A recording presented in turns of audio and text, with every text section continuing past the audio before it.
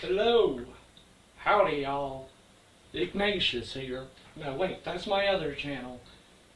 It's Good Actually. Go subscribe to It's Good Actually. That's my other channel. But, anyways, I wanted to start this stream a little bit earlier, but you know how it is. You get arguing with your family on Facebook and start telling them that they're broken and reminding them that there's no hate quite like Christian love. That really gets me. You know, like these religious folk. I'm not religious. I'm not a straight up atheist, but I don't particularly worship any deity, so to speak. But having said that, my whole family is Christian. Could you believe it? I know, it's so rare. And these people, they will spit venom at you and be like, I'm trying to help you. I don't understand why you can't see I'm trying to help. It's like, excuse me? Where does this all stem from? I have been dealing with some extreme tooth pain. I need 2 root canals, both right here, one down, one up, and that's very expensive. And I am trying to make money off of my business, but unfortunately, the economy has been so unstable since around January 20th or so that it's really hard to start a business right now. Who would have thought? You know, usually it's so easy, I know, but it's extra difficult right now. But that's not important. Oh, it kind of is. That's what I was talking about, isn't it? So, I'm dealing with tooth pain.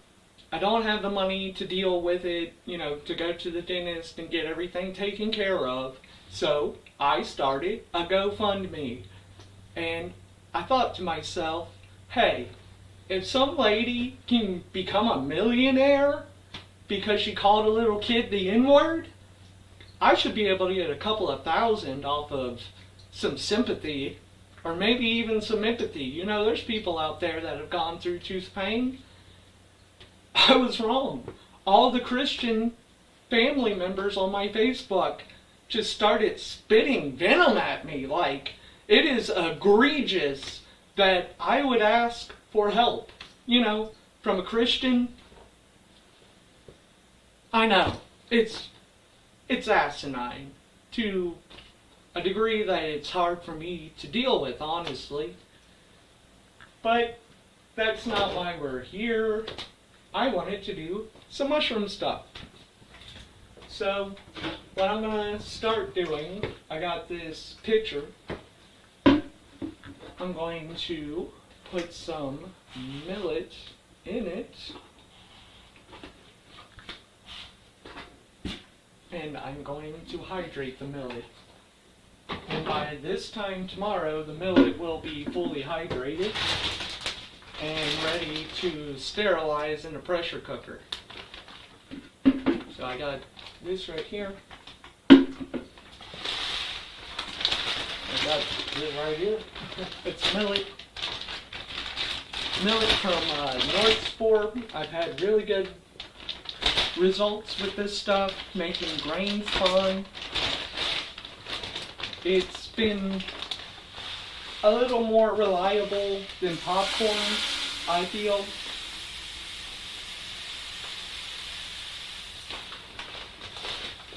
And the reason I say it's a little more reliable than popcorn is because each of the millet grains is so tiny that it collinates really quick. And since there'll maybe be a few hundred popcorn grains in a grain spawn jar, that's a good bit of inoculation points, but this is like hundreds of thousands. And each little grain is its own inoculation point in a grain spawn jar once you transfer it to bulk. So it reduces the contamination risk because there's just so much mycelium inoculating the substrate. I have a gallon. This is just sink water. It's not distilled. I just refilled a distilled water jug.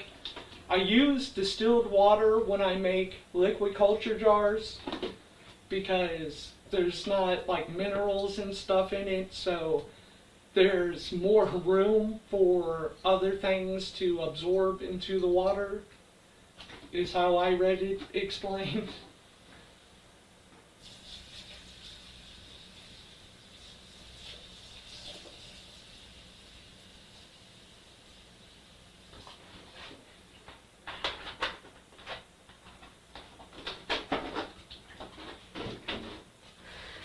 Got this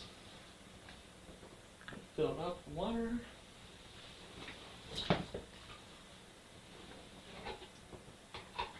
Now I can just set this aside for 24 hours. Gonna hang out over here out of the way. And why did I do it in a picture? I don't know, I just felt like it. Had a handle on it. But that's not the only mushroom stuff I want to do today.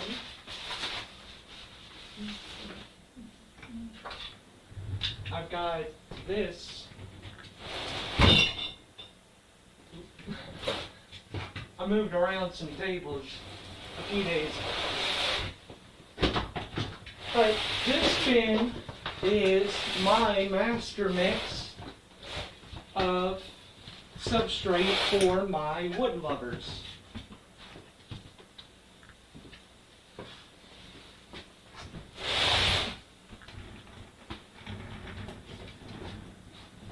So this is going to be for my reishi and my lion's mane.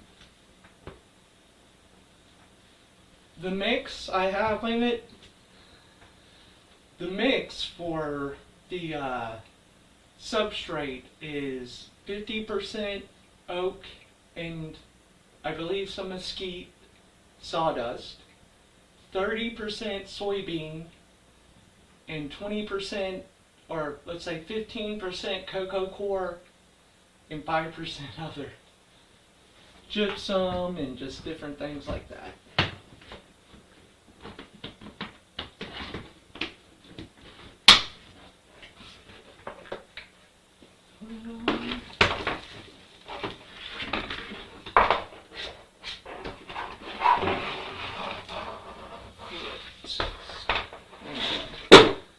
Now, there's probably a good bit of microorganisms floating around in this tub or bin because it's been down there for a couple of months.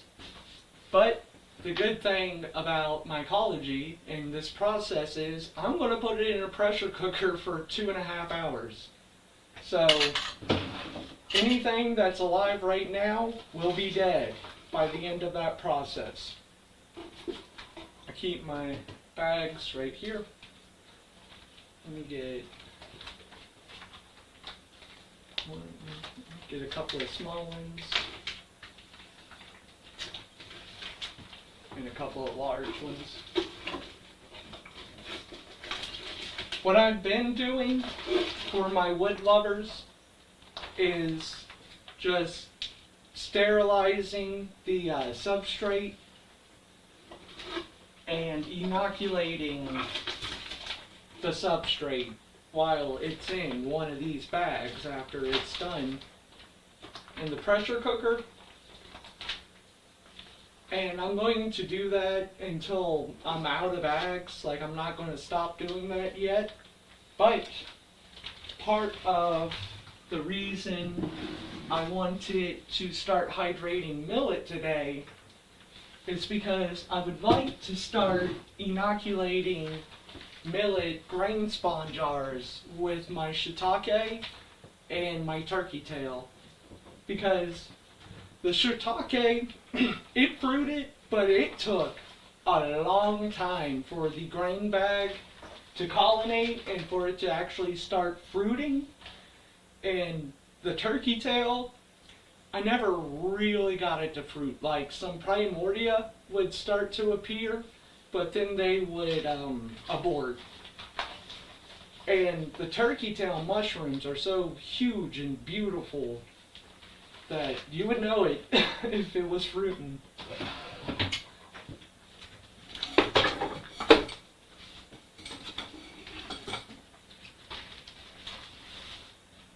For the smaller bags, my goal will be 2 pounds of substrate. I got a little scale right here. And I also have some more grain spawn over here, but that's brown rice, not millet.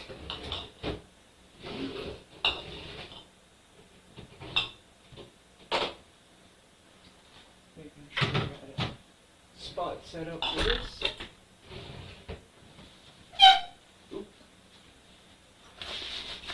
Let me make sure my audio is being captured before we get too much further. I got all my stuff set up on a stool over here. You can see where it is or whatever. It's my first time with this setup, so let's see what's up. Yeah, it is. It's all I needed to know.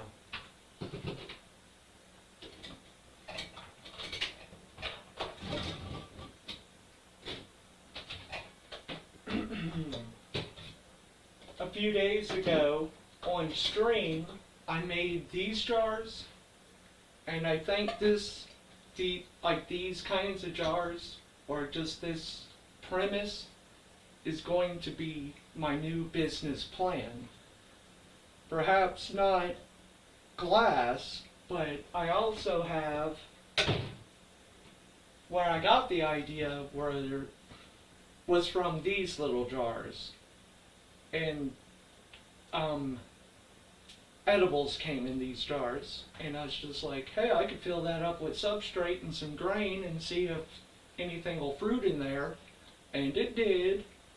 So what I'm thinking, what I'm going to try out, what I'm experimenting with, is if I can do lion's mane in a jar like this size, rubber band, just a Ziploc bag over the lid, and sell those up at the farmer's market, as well as having fresh fruit as well, like fresh mushroom fruit.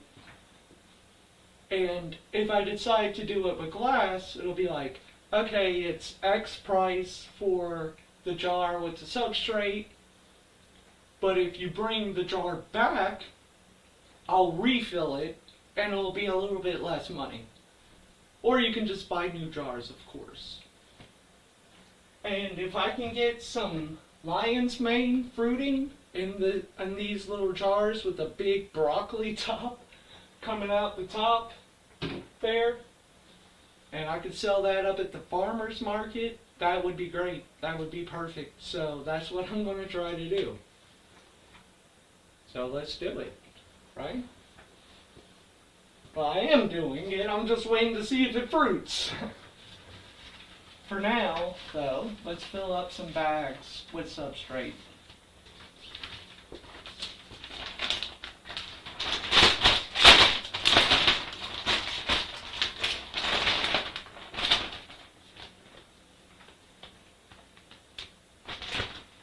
I'm going to put on gloves. Why am I not wearing gloves right now?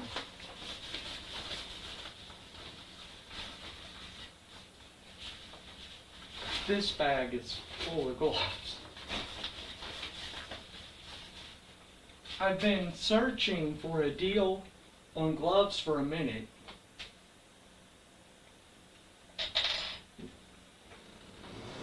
Have to take off my rings, and take off my watch.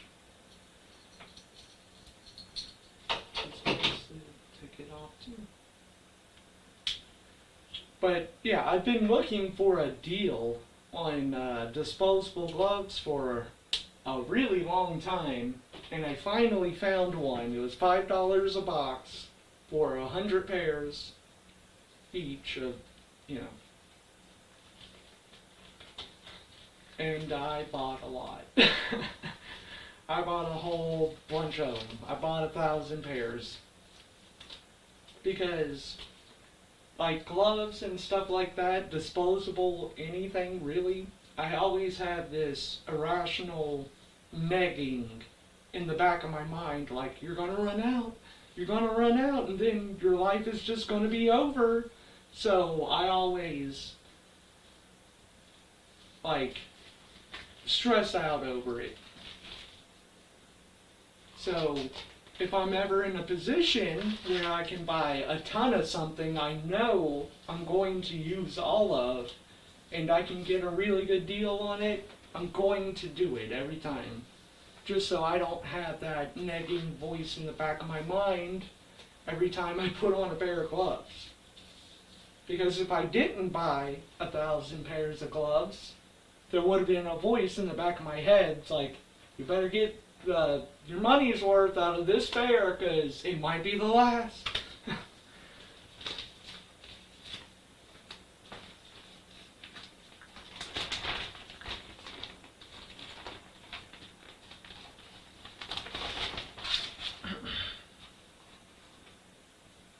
And as far as pressure cookers go, I have 3 electric pressure cookers that they all work just fine. But you don't have as much control as I like over a manual pressure cooker, like a stovetop one.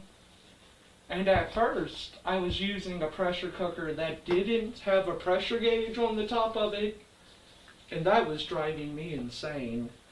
Because it's like, I think it's at 15 pounds of pressure. I followed the steps that say it should be at 15 pounds. I got the right weight on the top, but it doesn't have a gauge. So eventually, I got a bigger pressure cooker and one that has a gauge on the top.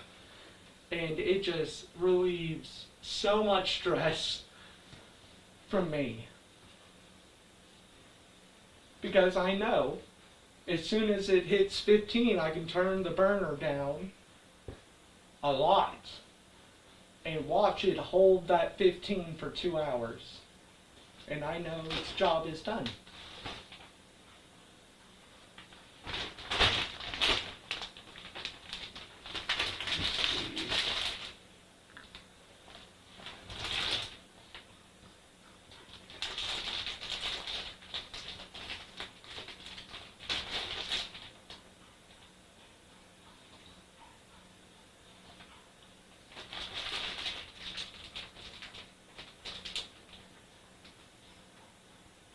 £1 pound, 10 ounces.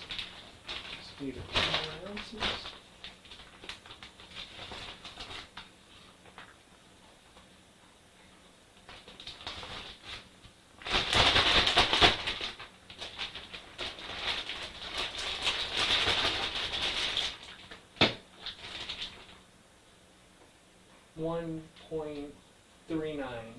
$1.139. So 1 pound, 13 ounces, let's say 14, that's 2 pounds. Oh my god, I just realized something. I need a word with the mycology community on YouTube, because I watched, and maybe this is one of those things that if you're in the biz, it's just so obvious that you don't feel the need to mention it. So I don't want to give them too much grief over that. But why didn't anyone mention the slam sealer? I was using a Food Saver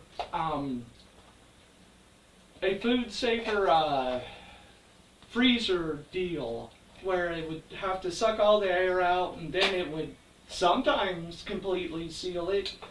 But then I discovered these things, and you don't even have to think about it. Come on, guys. Y'all should have made me aware of this sooner. But that's fine. Like I say, it might be one of those things that's just so ubiquitous inside of the mycology YouTube community that it's like, it goes without saying that people already have those, right? I mean, I don't know, that's just my guess. But if it's not the case, what the heck, guys? Why didn't you bring it to everyone's attention? And if for whatever reason they're just not aware, I will bring it to your attention. This thing is perfect for sealing grow bags. I could not ask for a better device. And it's cheap. This thing was only like $19. The Food Saver thing was like over $100.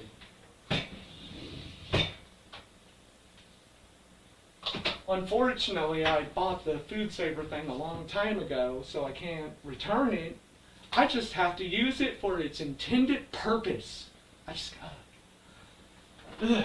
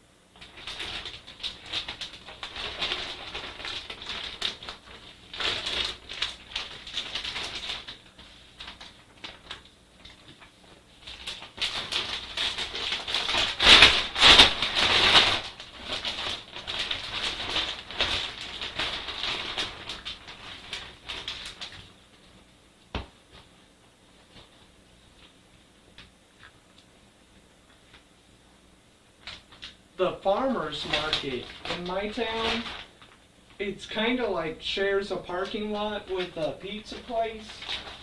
A local pizza place, not a chain. And I'm hoping, it's an Italian restaurant, it's more than pizza. I'm hoping I can talk to them and see what kind of mushrooms do they want, you know? Because I can grow whatever. Like, just tell me what you want and I can grow it.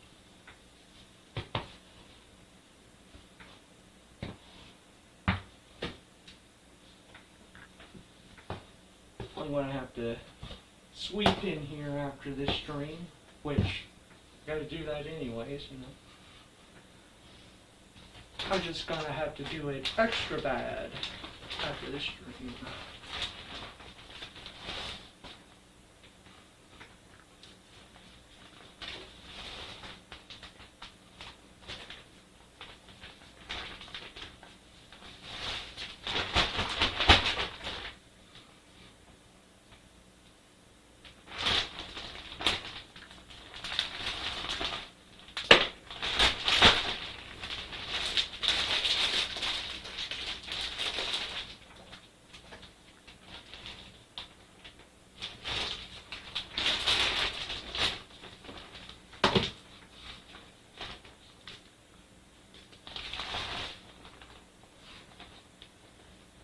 You know what I'd do if I was smart?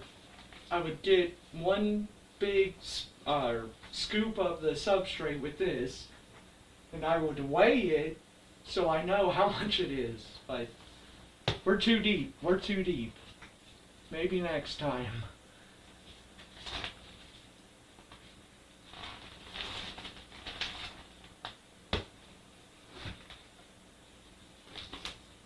When I weighed it a moment ago, it was exactly 2 pounds. So let's see if I got it up to 4.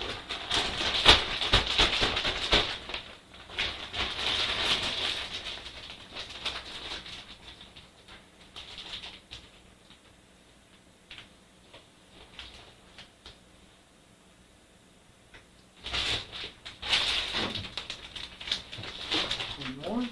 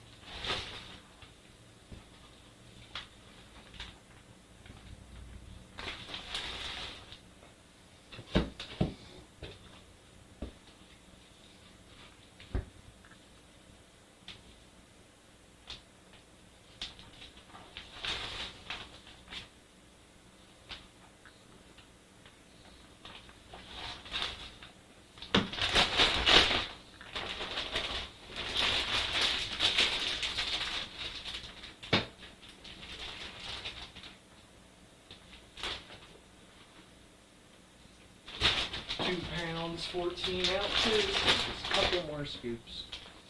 Couple of few.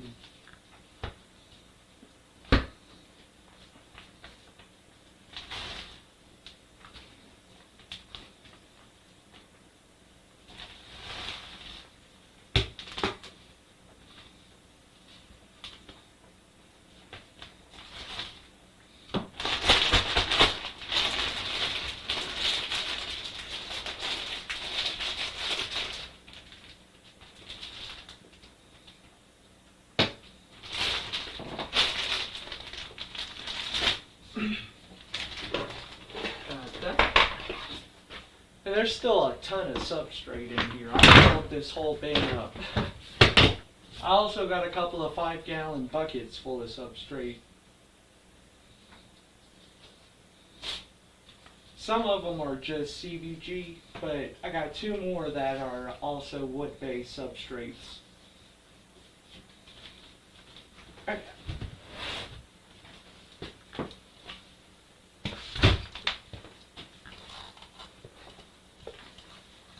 Make sure pants are tucked in before I bend over and reveal a little too much, get banned from YouTube.